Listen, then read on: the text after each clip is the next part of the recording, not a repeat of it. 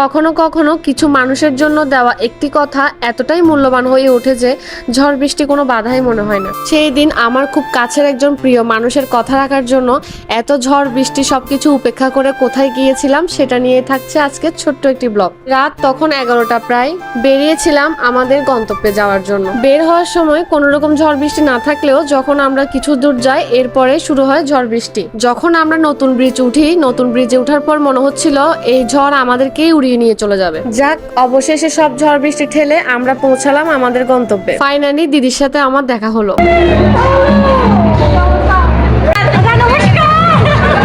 আর দিদি আমাকে দেখে এতটাই এক্সাইটেড হয়ে গিয়েছিল, উনি ভেবেছিল আমি এই ঝড়ের মধ্যে আসবো না। এত খুশি হয়েছিল আমাকে দেখে যে ওনার খুশি দেখে আমারই ভালো লাগছিল। দিদির সাথে আমার সম্পর্ক এবং যোগাযোগ অনেক দিনের থাকলেও আজকে কিন্তু আমাদের প্রথম দেখা হয়েছিল। ওনার বিষয়ে বলতে গেলে হয়তো এই ভিডিওতে বলে শেষ করতে পারবো না। ওনার মতো এত আন্তরিক এবং মিশুক মানুষ আমি খুব কমই দেখেছি। সেই দিন ছিল দিদির দেবরের বিয়ে। আমরা যাওয়ার কিছুক্ষণ পরেই কিন্তু বিয়ে শুরু হয়ে যায়। দিদিও বিয়ের কাজে ব্যস্ত হয়ে পড়ে।